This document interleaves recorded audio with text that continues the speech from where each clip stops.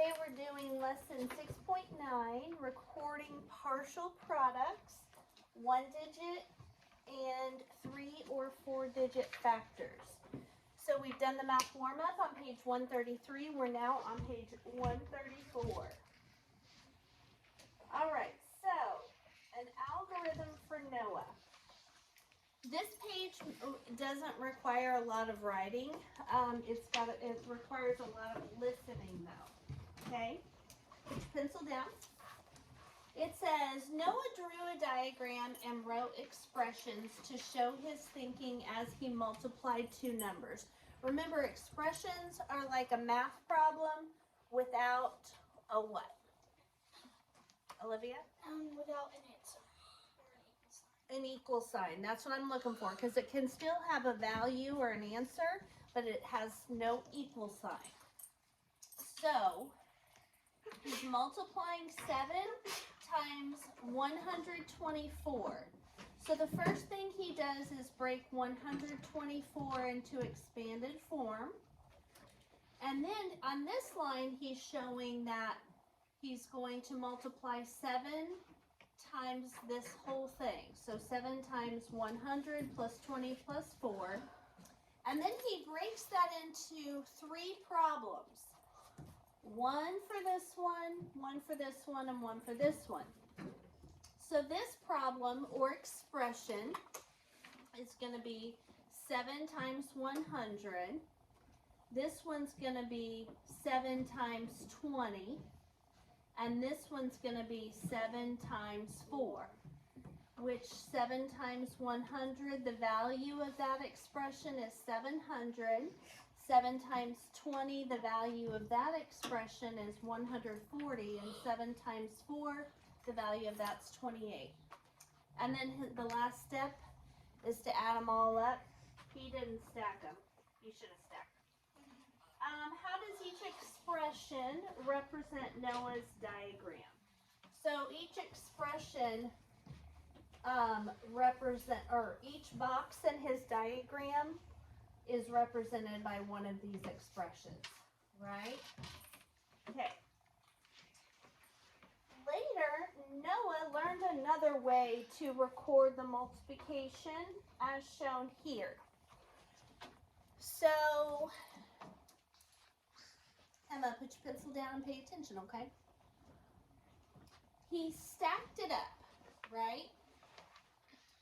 And then he multiplied these two digits together, and he wrote 28 down here, because 7 times 4 equals 28. Then he went over here and did 7 times 2 and got 140.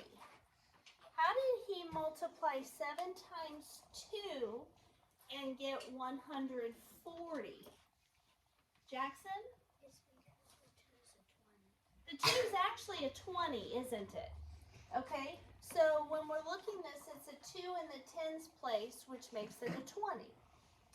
So 7 times 2, he got 140. And then he did 7 times 1 and got 700. Why did he get 700, Olivia? Because the 1 is in the 100 place. The 1 is actually a 100, right? So look at the 3 numbers that he got. He got a 28. He got a 140, and he got a 700. You don't need to copy that down. Look at when he did the diagram earlier. 700, boom, 140, boom, 28, boom. Okay? So it says make sense of each step of the calculations and record your thoughts. Be prepared to explain Noah's steps to a partner. What you need to know about this, and we're not going to write this down, but what you need to know is that he multiplies the 7 times each of the top numbers, just like you do when you are multiplying using an area model. The 7 on the side gets multiplied by each part, right? this says complete the diagram to find the value of 217 times 8. Then we're going to use Noah's recording method to check our work. So 8, the short number, goes on the short side. 217 gets expanded out into 210 and 7. Now we're going to write our expressions in each of these boxes. So to start with, we're going to multiply what two numbers together for the biggest box? 8 times Dexter? 8 times 200. Whoops. That's too big. 8 times 200. That's not going to work. Okay. Put it right there. That will fall away. It's on the desk well, it won't fall. Okay. What does he multiply together for this box, Corbin? 8 times 10. Yes. 8 times 10. And Jada, what does he multiply together for this box? 8 times 7. Yes.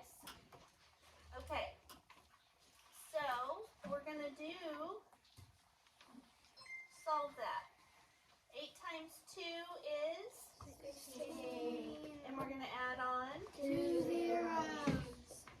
8 times 1 is 8 with 1 0, and 8 times 7 is 56. Okay, so we know that the numbers that we need to have are 1,600, 80, and then 56. Now let's go over here.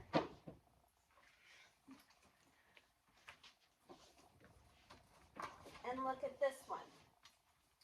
Using the same, I need to focus. Using the same strategy that Noah did earlier. First, 8 times 7. 56. So we're going to write a 5 and a 6 right here. Next to the 8 times 7. Okay? And then, before we go on though, I want to do something. Do you guys see how this is a 2 in the hundreds place? Yeah. I'm going to add 2 little zeros up here because that's really a 200, and then 1 little 0 behind the 1 because that's actually a 10. So I want you to do that as well. So add 2 little zeros behind the 2 and 1 little 0 behind the 1. Okay, and then we did 8 times 7, got 56. Now we're going to do 8 times 10, which is what? 80. And then we're going to do 8 times 200, which is what? 1,600. Now, when you multiply using that strategy, you have to be careful and make sure you're lining them up correctly as you go. So the 2 zeros need to be underneath the 8 and the 0, and the 1 and the 6 need to be out front. So be very careful with your lining up. Are those the numbers we got? 1,600, 80, 56. So the only difference is we got them in a different order. And when you add all of those together, you get 1,736. Okay.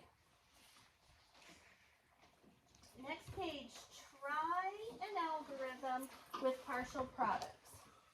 Noah and Mai want to find the value of 8 times 3,419.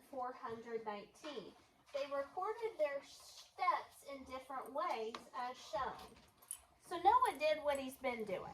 He went 8 times 9 is 72. 8 times 10 is 80. 8 times 400 is 3,200. And 8 times 3 is 24,000. Look at Mai's numbers down here. What do you notice? Chevy? They're like the opposite. They're the opposite, right? So up here, 72 is first, 72 is Mai's last. 24,000 is Noah's last number, but it's Mai's first. So what does that tell you about the order that Mai multiplied in, Corbin? Different. They did it different, right? So Noah went like this. 8 goes up, 8 goes over, 8 goes over, 8 goes over. Mai went 8 times 3,000 first, then 8 times 400, then 8 times 10, and then 8 times 9. Does it matter which one you do? No. Delana, No. how come?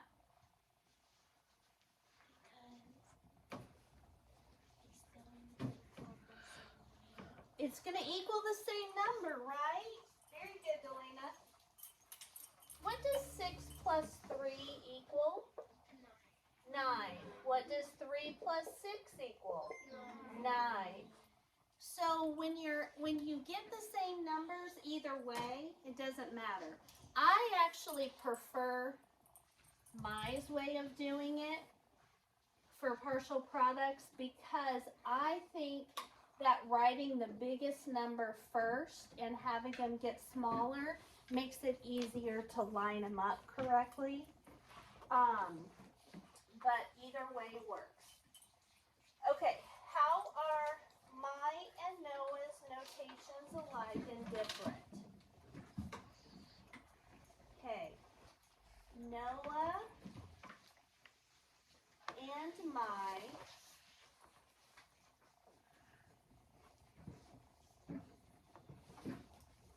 got the same partial products.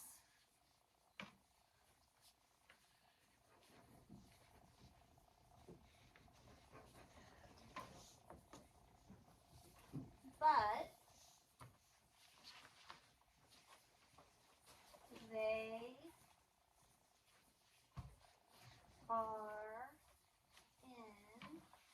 in a different order.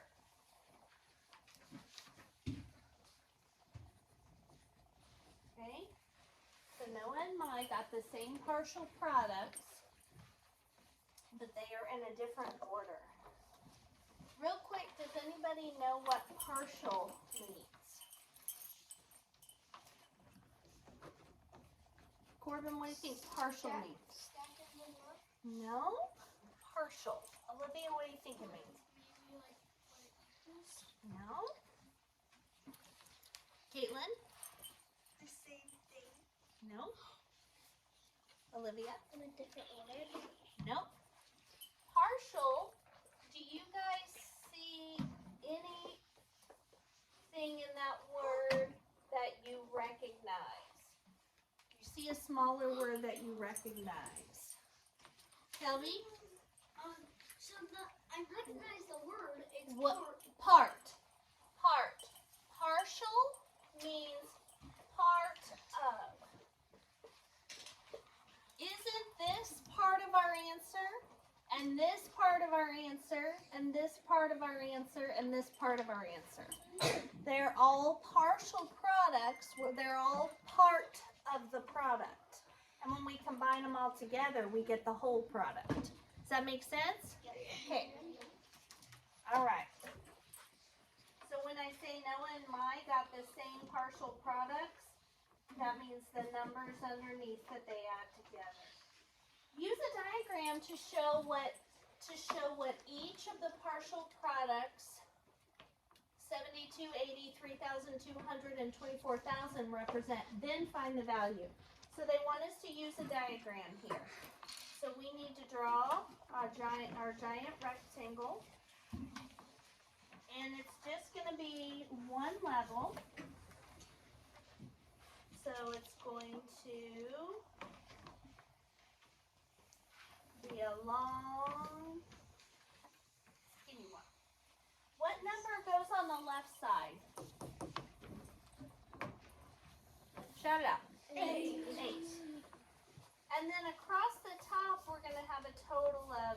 3,419. So we're going to make one big box. That is for 3,000. Then one that's 400. Then one that's 10, and then one that's 9. And so for the first box, it's going to be 8 times 3,000, which equals 24,000. And then we do 8 times 400, which equals 3,200. And then 8 times 10, which is where we get our 80. And then 8 times 9, which is where we get our 72. Our last stack, our last step, in order to find out the value, stack them and add them. So I'm going to come over here and write my biggest number first, which is 24,000. And then 3,000, got to make sure those commas line up. 200, and then 80, and then 72. And once I add those up, 0 plus 0 plus 0 plus 2, 2, 8 plus 7,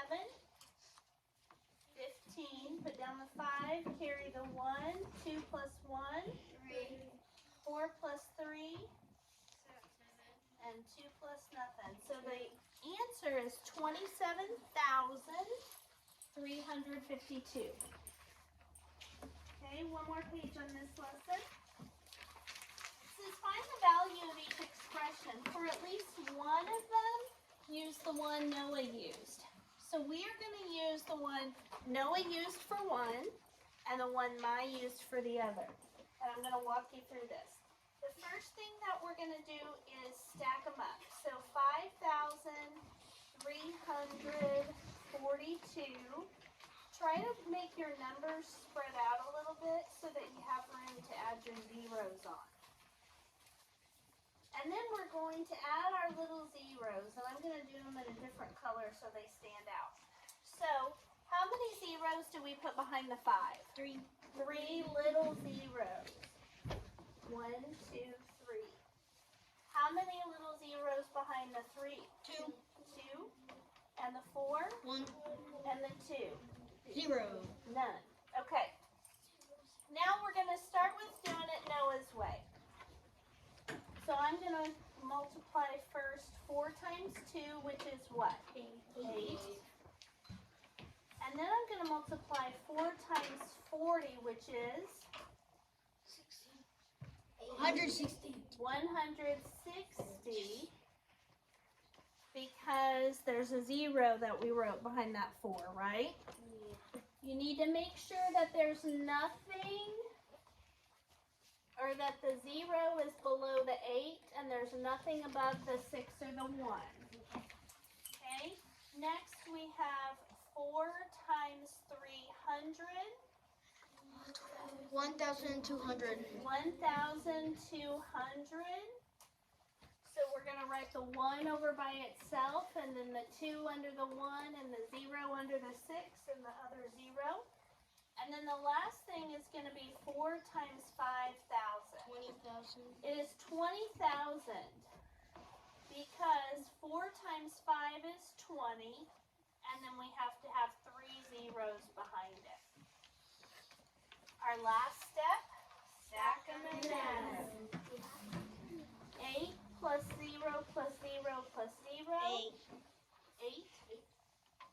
6 plus 0 plus 0. 6. 2 plus 1. 3. 1 plus 0. 1. And 2 plus nothing. 2. So the answer for the first one is 21,368. Okay? And then we're going to do 783 times 7. So we're going to stack that up. Wait, 783. Oh, I read it wrong. 983 times 7. So 983 goes on top. Remember to kind of space out your numbers so you can add your 0. or zeros. And our very first step is to add the zeros. How many zeros go behind the 9? 2, And the 8? 1, And the 3? 0. None. Okay, so now when we did Noah's way, we did 4 times 2 first. What are we going to multiply together first on this one? Derek? 7 times 900. Yes, Derek. Nice job. 7 times 900. So if we do 7 times 9, that's 63 with 2 zeros behind it. Okay? Next we do 7 times 80. 7 times 8 would be 56 with 1 0. And then 7 times 3 is 21. Our last step is to stack them and add. See, I think it's much easier to write the bigger number first and then to get smaller. Okay. So 0 plus 0 plus 1. 1. 6 plus 2.